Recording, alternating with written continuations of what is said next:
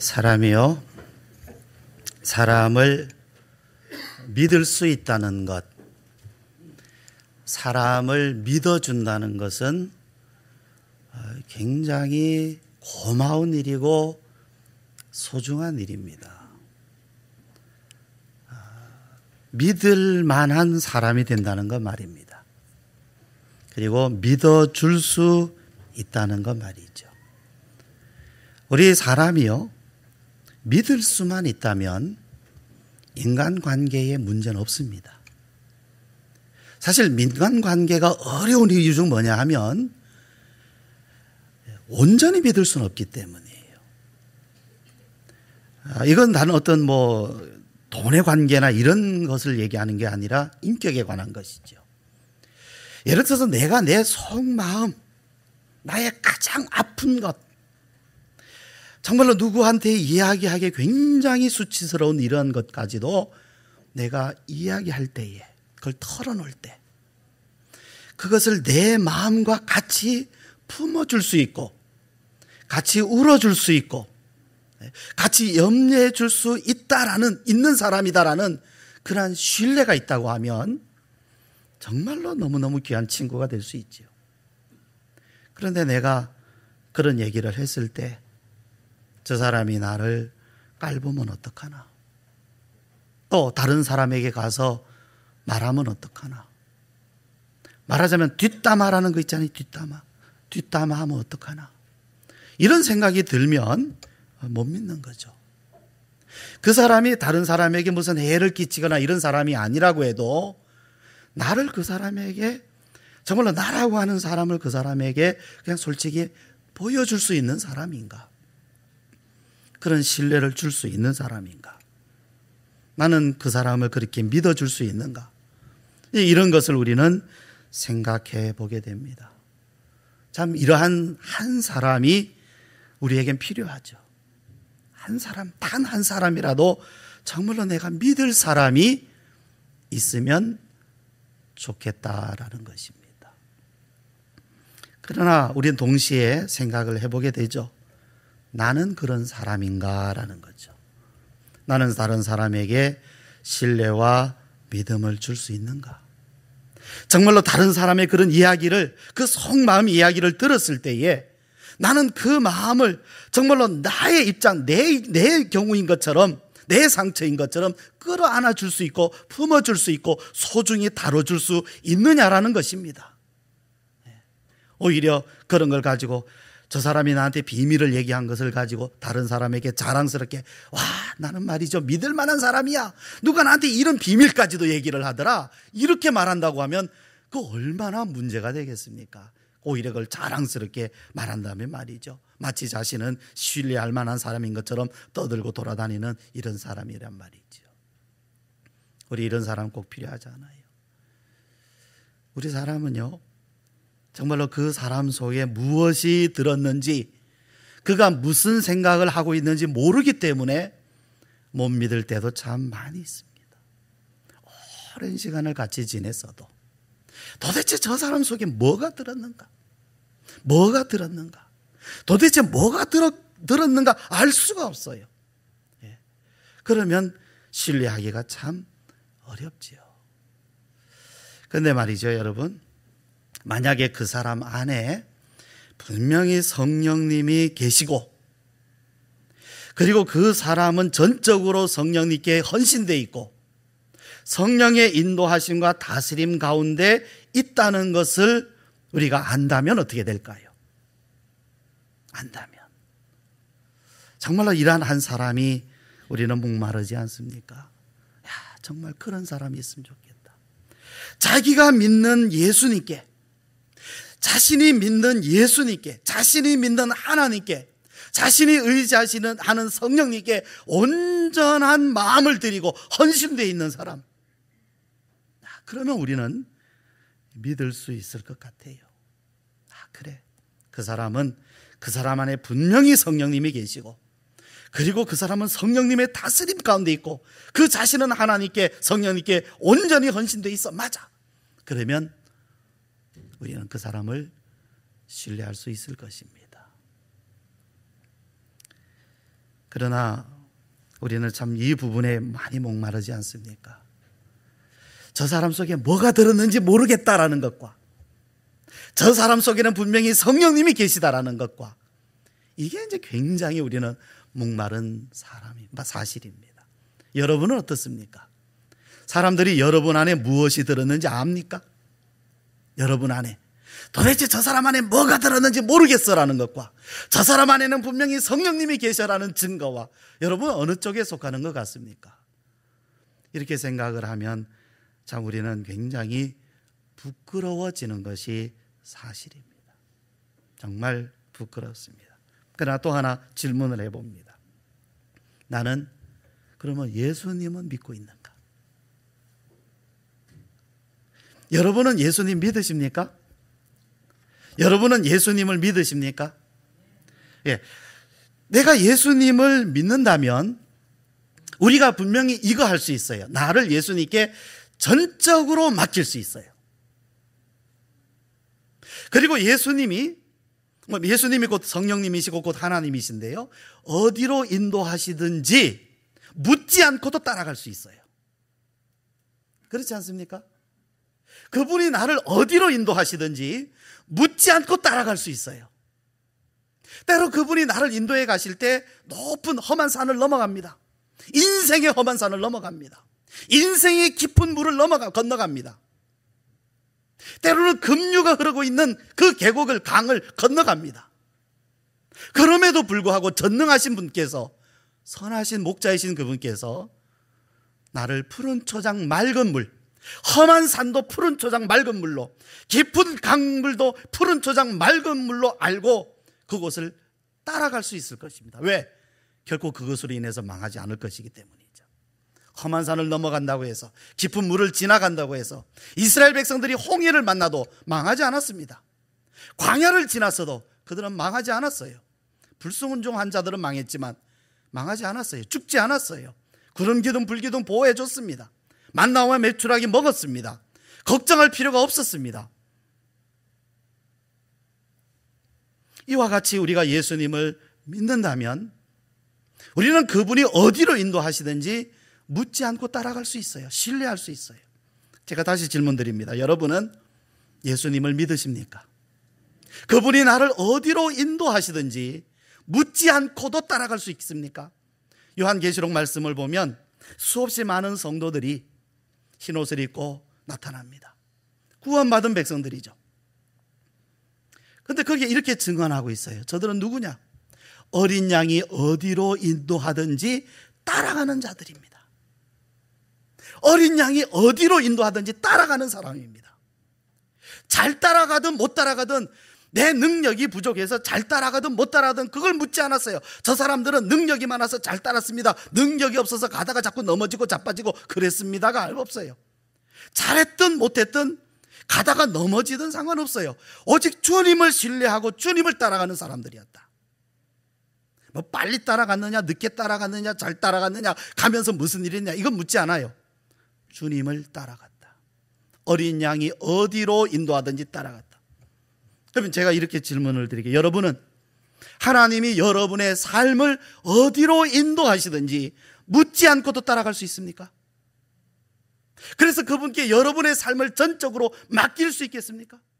오늘 지금 이 시간에 예수님께서 여러분에게 오셔서 이름을 부르시면서 너는 지금부터 나를 따라와라. 내가 지금부터 너를 인도해 갈 터이니까 너는 전적으로 나만 신뢰하고 나만 바라보고 따라와라. 내가 너를 어디로 인도하든지 그 길이 어떤 길이든지 어디로 가든지 너는 나를 따라오너라 말씀하신다면 예 주님, 예 주님, 주님 따라가겠습니다. 제자들은요 예수님이 부르실 때에 생업을 그냥 금방 그만뒀어요. 그거 생업이에요. 생업. 그들 고기잡이 합니다. 고기잡이 오늘 먹어야 할 오늘 일당이에요. 그게 고기를 잡아야 돼요. 그래야 가족들도 먹을 수 있고 나도 살 수 있어요. 안 그러면 배고파 안 돼요. 굶어요. 고통스러워져요. 근데 주님이 나 따라오라 그랬어요. 배도 그물도 그들은 버렸어요. 생업이라도 금방 그만둘 수 있어요. 우리 예수님께서 우리를 부르실 때 무조건 생업부터 그만두라, 그거 말씀하시는 건 아닙니다.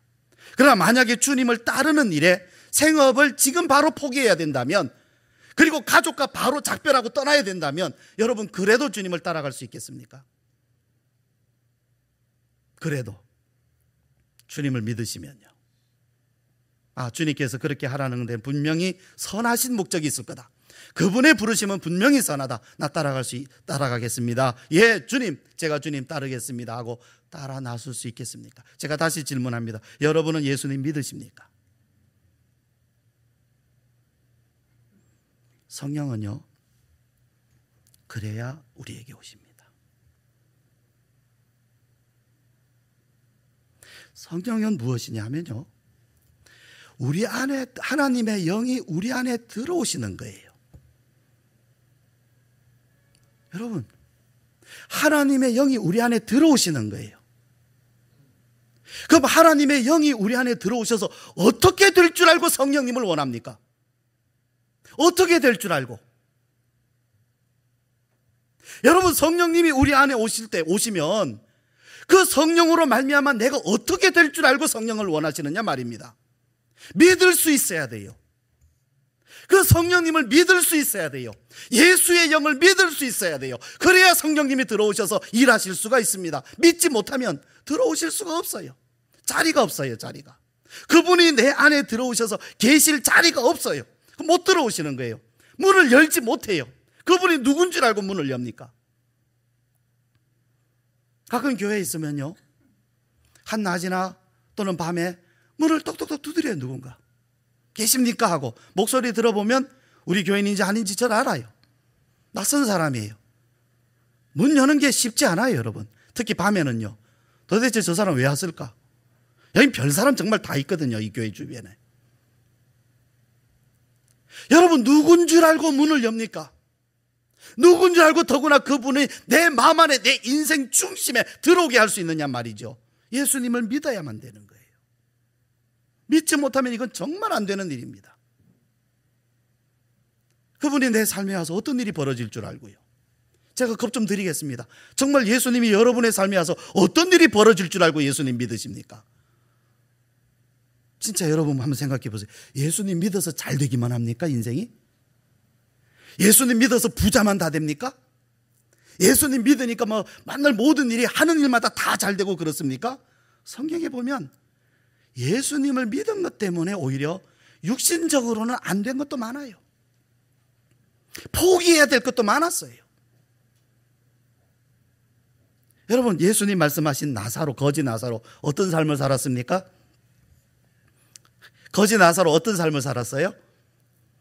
질문 드릴게요. 여러분, 예수님 믿어서 나사로가 팔자 고쳤습니까? 못 고쳤습니까? 팔자가 바뀌었어요? 안 바뀌었어요? 팔자란 말 쓰니까 좀 이상하긴 한데, 예? 흔히 우리가 보통 얘기하는 대로 말이죠. 예수님을 믿는 거지 나사로가 육신적으로는 그의 인생에 정말 팔자가 확 펴졌습니까? 그렇게 살다 죽었습니까? 그래도 예수님을 믿으시겠어요? 그래도 여러분, 그 안에 정말로 거지 나사로의 인생에, 이 인생 중에 가장 귀한 믿음이 있었다고 보여집니까? 가장 귀한 게 그에게 있었다. 부자에게도 없는 것이 나사로에게 있었다는 게 보입니까? 이게 보여야 신앙을 할 수 있어요. 이게 안 보이면요, 예수님을 믿을 수가 없는 거예요. 사실은 뭔지를 알아야지요. 그게 뭔지, 그게 좋은 것이 뭔지를 모르면 어떻게 예수님을 믿을 수 있습니까? 믿을까 말까? 혹시라도 예수님 믿으면 잘 된 일이 있을까? 안 되면 어떡하나? 이거 가지고는 여러분 신앙 안 되게 돼 있습니다. 이제 여러분, 우리는요, 성령을 원한다는 것은요, 결국 결단의 시간이 가까우는 걸 이야기합니다. 내가 정말로 전적으로 예수님을 믿고 그분을 영접하든지, 아니면 그냥 적당히 섞여서 그냥 살든지, 정말로 이제는 예수님을 내가, 그분을 내 마음속에 영접하고 성령님의 인도하심 따라서 내 인생 전부를 맡기고 살아야 되겠다 하는 이러한 결단의 시간이 사실은 가까이 오고 있는 것입니다. 여러분, 성령은요, 자기 개발 아닙니다. 자기를 개발하는 것 신앙 아닙니다. 자기 정신 수양하는 것, 하는 것, 이것 기독교 신앙은 그거 아닙니다. 자기를 수양하는 것, 자기 수도를 한다든지 정신 수양을 한다든지 이러한 것은 아닙니다. 기독교는 그걸 가르치는 게 아닙니다. 어떤 지식도 아니죠. 지식이 있지만 그 지식이 전부가 아닙니다. 여러분, 우리가 지식이 없습니까? 성경에 대해서, 하나님을 아는 것에 대해서. 솔직히 여러분 한번 생각해 보세요. 여러분, 성경에 대해서 모르세요? 배우지 못했어요? 아직도 잘 모르세요? 누군지, 예수님이 누군지, 성령님이 누군지 몰라요? 교회가 뭔지 몰라요? 믿음이 뭔지 몰라요? 그런데 문제는 뭐냐면 우리가 알 만큼 사실은 알고 있어요. 솔직히 여러분 말씀 대답해 보세요. 여러분이 예를 들어서 누구의 설교를 듣든지 한 번쯤은 다 들어본 거죠. 전에 다 들어본 거죠. 와, 저 설교 새롭다는 거 있습니까? 기껏해야 누구는 조금 조리 있게 말을 더 잘하고 누구는 말을 좀 더 못하고 이 정도만 있지, 사실은 여러분 수없이 듣고 또 들었던 얘기예요. 가끔 기억이 안 나서 그렇지. 몰라서 못 들어서 신앙이 안 된다? 없습니다. 우리 한국에서는요. 적어도 한국에서는요, 적어도 교회 다니지 3년 이상 됐다면 지식이 없어서 신앙이 안 되는 사람 없어요. 몰라서 문제되는 사람 별로 없어요. 뭐가 문제입니까? 따라해 봅시다. 지식이 믿음이 안 돼서 그렇다. 지식은 있는데 믿음이 안 된 거예요. 지식이 믿음이 안 돼서 문제예요. 사람에게 지식만 있을 때 어떤 결과가 옵니까? 지식만 있을 때. 지식이 믿음이 안 되고 신앙이 안 되면 어떤 결과가 옵니까? 지식은 사람에게 뭘 줘요? 교만을 줍니다. 이거는 맞습니다. 거의 100% 맞습니다. 지식은요, 사람에게 교만을 줘요. 왜? 자기가 다 판단하거든요. 나 다 알거든요. 몰라서 문제가 됩니까? 알아요. 아는 것을 누가 뭐라 그랬어요. 그런데 아는 것 때문에 굉장히 교만해져요, 사람은. 사람은요, 지식만 가지고 그것이 믿음으로 가지 않으면요, 남는 건 교만만 남아요. 이 교만은 사람에게 뭘 갖다 줍니까? 잠언에 의하면 패망이에요. 근데 사람이 자기가 교만한 걸 자기가 또 알아요, 몰라요? 그걸 또 몰라요. 자기가 교만한 걸 자기가 몰라요, 사람이. 다시 말씀드리면 자기가 죽을지도 모른다는, 자기가 지금 망할 사람인 것도 모르는 게 교만이에요. 자기가 지금 망할 위치에 있다는 것, 패망의 위치에 있다는 것도 모르는 게, 그게 사람이 교만이에요.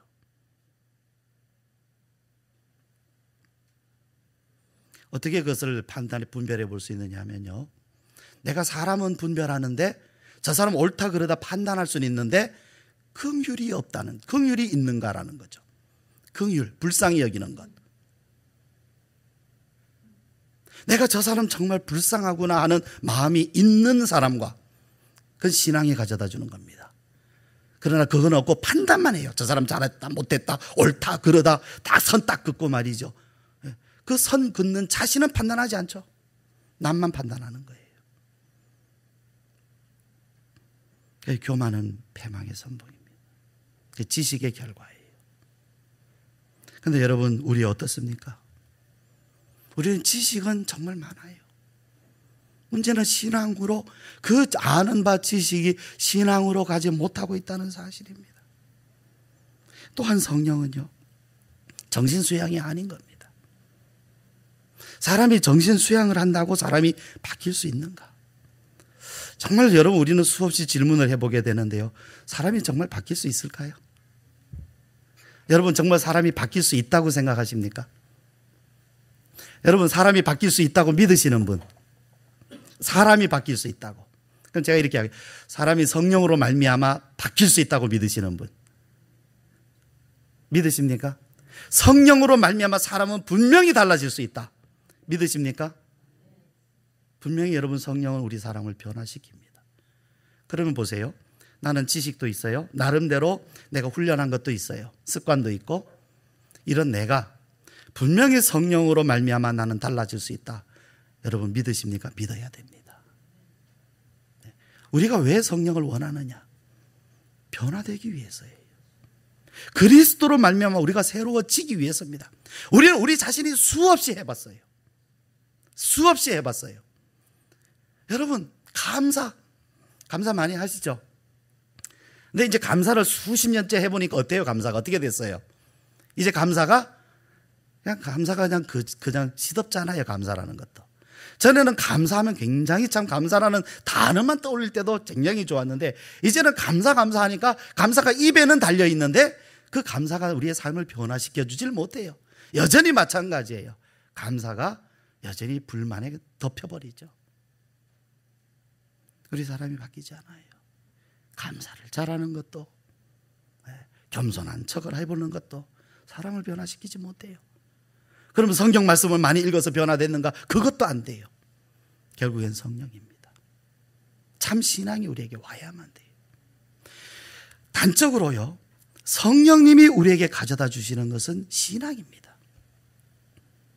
우리가 1907년 대부흥운동을 오해하는 것 중에 하나는 그 부흥으로 인해서 교회가 커졌다, 믿는 사람이 많아졌다, 이것만 보려고 그래요. 그런데 우리가 정말 봐야 될 것이 뭐냐면 사람들이 달라진 겁니다. 초대교회 성도들이 오순절 성령이 임했을 때 뭐 능력받아서 뭐 고치고 이것만 보잖아요. 아니에요. 사람이 달라졌어요. 어느 정도로? 안 믿는 사람들 가운데서도 칭송을 받았다 그랬습니다. 사람이 달라졌어요. 사람이. 보십시오 여러분. 한국 교회가 사람은 달라지지 않고요, 사람은 변화되지 않고요, 오히려 이 사회 가운데 가장 못 믿을 사람들이 돼버렸어요. 그런데 교회는 커졌어요. 그 커졌던 교회가 지금 다 문제가 다 터지지 않습니까? 왜 그래요? 교회는 커졌는데 사람이 달라지지 않으니까 이제는 그 문제되는 사람들이 다 폭발적으로 그냥 터져버리는 겁니다. 이제는 정말 터질 수밖에 없는 문제들이 터지는 거예요. 사실은 엄밀하게 말하면 예상되었던 일들입니다. 사람이 변화해요. 한 사람이 됐든지 10사람이 됐든지요, 하나님은 그 변화된 사람을 귀하게 여기시는 겁니다. 10명이 모이면 별것 아니고 100명 모이면 귀하다 아닙니다. 1000명 모이면 하나님 보실 때 영광 받으신다? 절대 영광 안 받습니다. 한 사람이라도 변화되면 그로 말미암아 하나님은 영광 받으세요. 10사람이든 100사람이든 하나님은 변화된 사람들로 인하여 기뻐하십니다. 그것이 오늘 말씀이에요. 이제 봅시다 여러분. 성령은요, 외부로부터 우리 안에 들어오시는 겁니다. 우리 안에 어떤 것을 개발하는 게 성령 아니에요. 그건 뭐죠? 혼의 작용이에요. 혼의 작용. 자신 안에 있는 것을 개발하는 것, 그건 혼의 작용입니다. 근데 사람들이 굉장한 혼적인 능력을 가지고 있어요. 말하자면 초능력 같은 것을 잠재적으로 다 가지고 있어요. 그래서 그것을 개발하면요, 사람이 보통 자기가 가진 능력 이상의 것을 발휘할 수가 있게 돼요. 그러나 그것은요, 성령 아니에요. 혼의 개발이에요. 혼의 개발. 혼적인 개발. 이런 혼의 능력을 가진 사람들이 특별히 있죠. 대부분은 개발하지 않는데 그 개발하는 사람들이 있어요. 불교나 기독교나 이슬람이나요, 이런 혼적인 작용에 굉장히 관심을 가지고 노력하는 사람들에게는요, 혼적 작용들이 막 나타납니다. 그런데 잘 아십시오. 그게 기독교에만 있지 않다라는 거예요. 기독교에만 있지 않아요, 여러분. 이런 혼적인 능력은요, 불교에도 있어요. 이슬람에도 있어요, 여러분.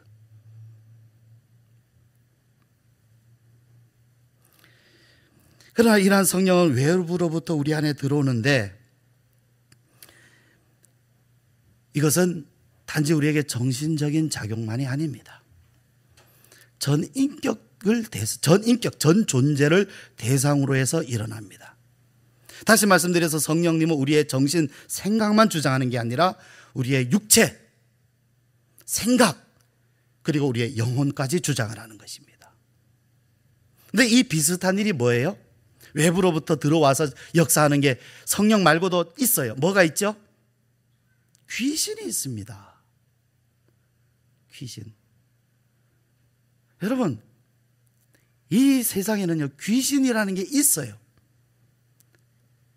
그게 단지 심리적인 작용만이 아닙니다. 정말로 어떠한 그런 어둠의 영이 있어서요, 사람 안에 들어가서 역사를 합니다. 그래서 사람이, 정신이 그 귀신에게 사로잡혀 버려요. 심지어 행동도 귀신에게, 귀신이 명령하는 대로 따라가요.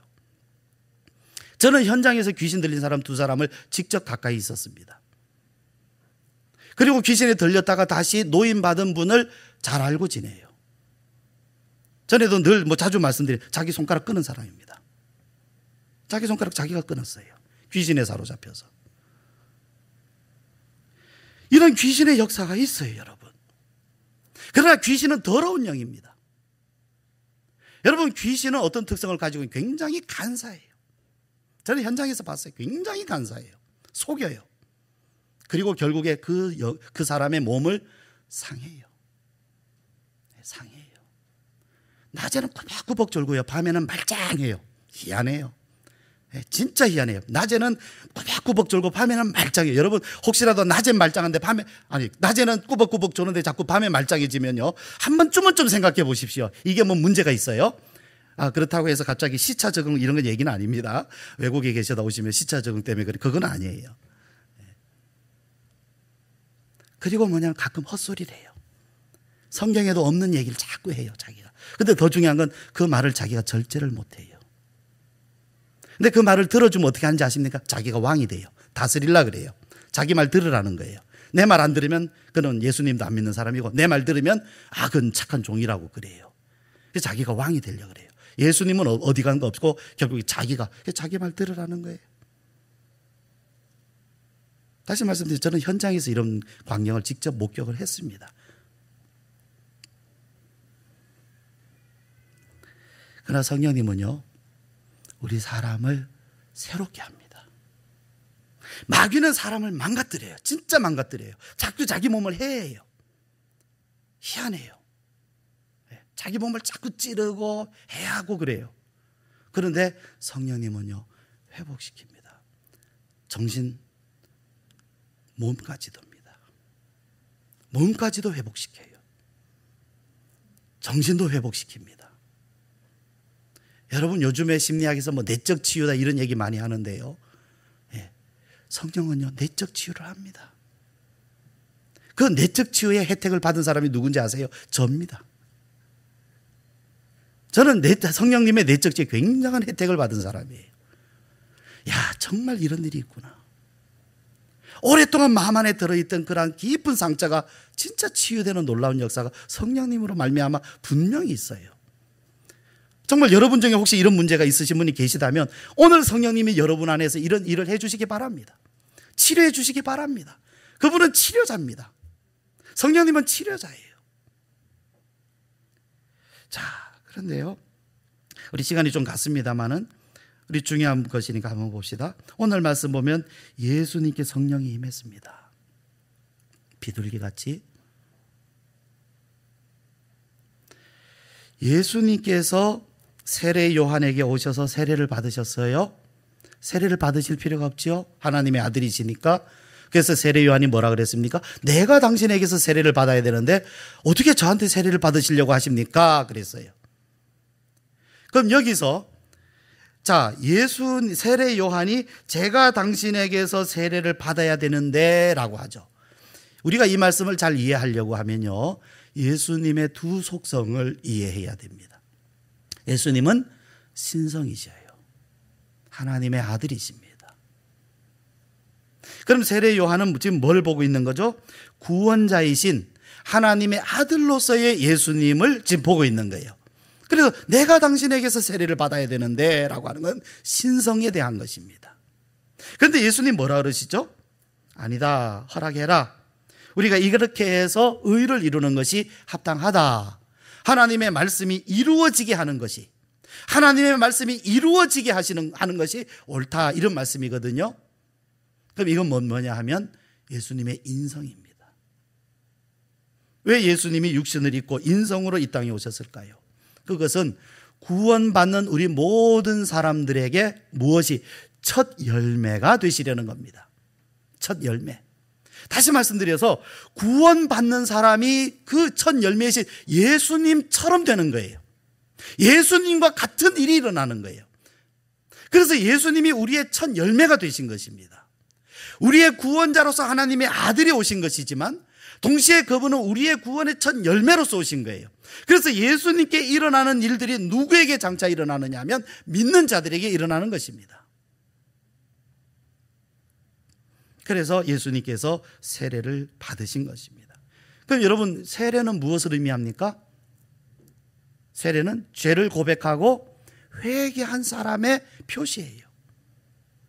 이 사람은 회개했습니다.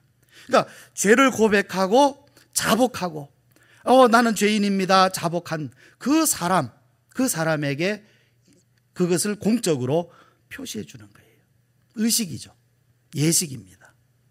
그러니까 예수님이 세례를 받으신 것은 뭐냐 하면 예수님께 뭐가? 죄가 없으시다. 이제 이 땅에 우리 모든 죄인들을 위하여서 동일한 육신을 입고 이 땅에 오신 예수님이시라는 것을 나타내 주시는 거예요.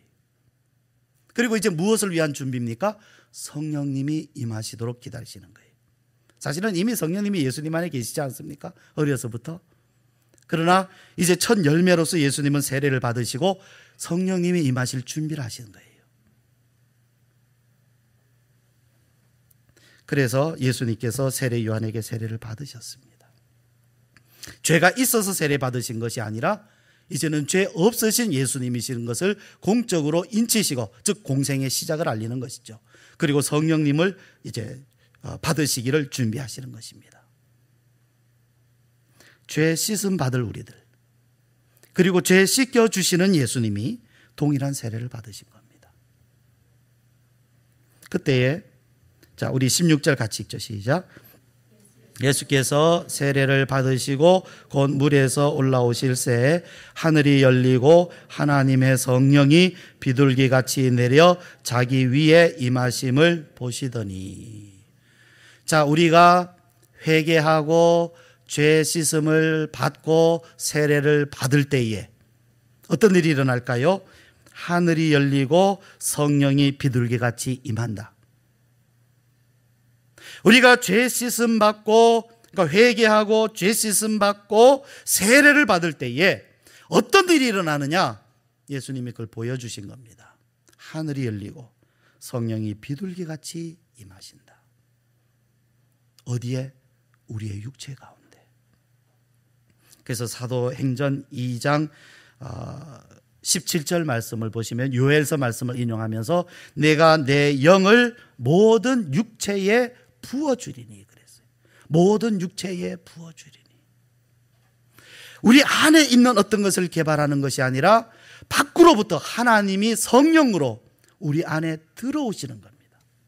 내가 내 영을 모든 육체에게 부어주리니.